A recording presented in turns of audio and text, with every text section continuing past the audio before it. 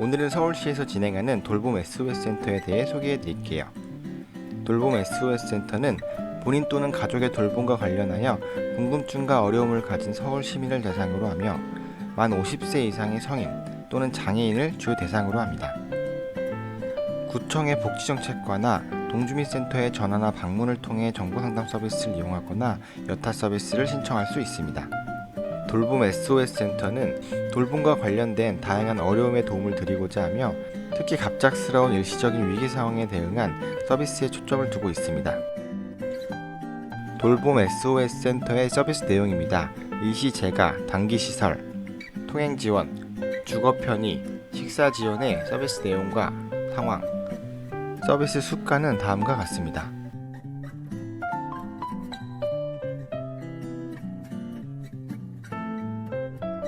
또 안부 확인, 건강 지원, 정보 상담 등이 있으며 내용과 수가는 다음과 같습니다.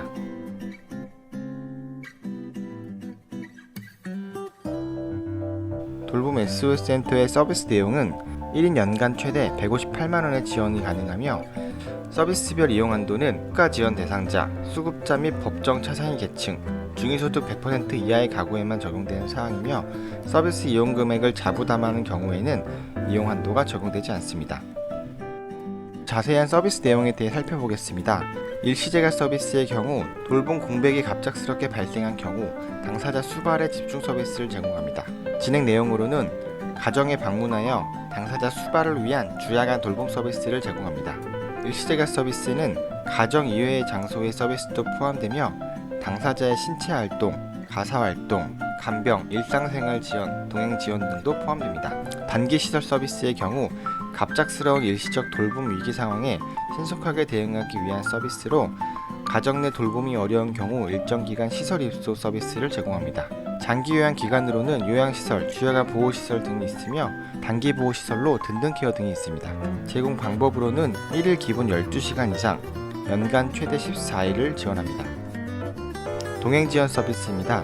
당사자 기능에 제한이 있는 경우 필수적인 외출 활동을 지원하는 서비스입니다. 병원, 약국, 관공서, 은행, 시장, 마트 이용 등 당사자 건강 및 생활 유지를 위한 외출 시 서비스를 제공하며 서울 시내 최대 3시간 이내의 서비스가 가능합니다.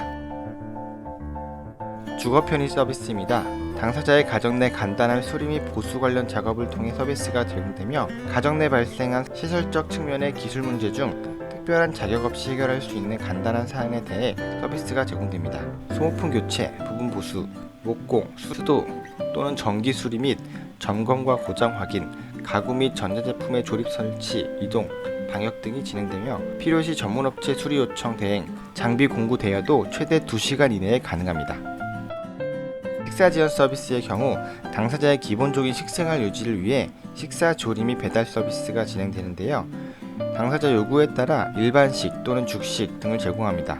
적절한 설비와 인력을 갖춘 허가받은 시설에서 도시락을 조리하여 제공되며 식간의 배달비가 포함되어 있습니다. 식사 지원 서비스의 경우 연간 최대 30식으로 1개월 이내로 지원됩니다. 안부 확인 서비스입니다. 당사자의 지속적이고 복합적인 돌봄 욕구 대응을 위해 중장기적 서비스로 지원이 되며 일상적인 안부 확인, 야간 안전 확인, 정서 지원 등 정기적으로 또 지속적으로 진행됩니다. 안부 확인 서비스의 경우 무료 서비스로 진행되며 수가에 포함되지 않습니다. 건강지원 서비스입니다. 만성질환자, 퇴원환자 등 지속적으로 건강관리가 필요한 경우 지원이 되며 건강고위험군을 대상으로 보건소 건강돌봄 서비스에 연계됩니다. 건강지원 서비스의 경우에도 보건소에 연계되는 서비스로 무료 서비스로 진행이 됩니다. 정보상담 서비스입니다. 돌봄과 관련된 궁금증에 대해 적절한 정보를 제공하고 돌봄과 관련된 어려움에 대해 기초적인 상담을 진행하는 서비스입니다. 쉽게 말해서 전화상담 서비스라고 생각하시면 되겠습니다. 지금까지 알아봤던 7가지 서비스에 대한 세부 내용입니다. 상황과 유형, 대상에 따라 필요한 서비스를 신청하시면 되겠습니다. 돌봄 SOS 센터의 서비스 제공 기준입니다.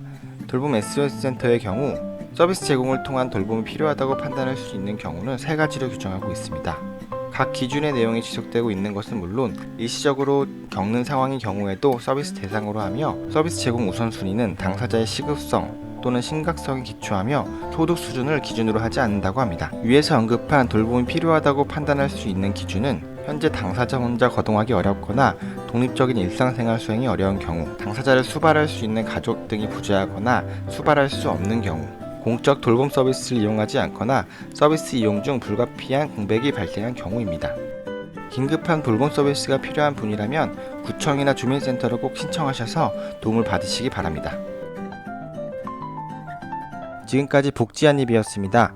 영상이 도움이 되었다면 구독과 좋아요 부탁드립니다.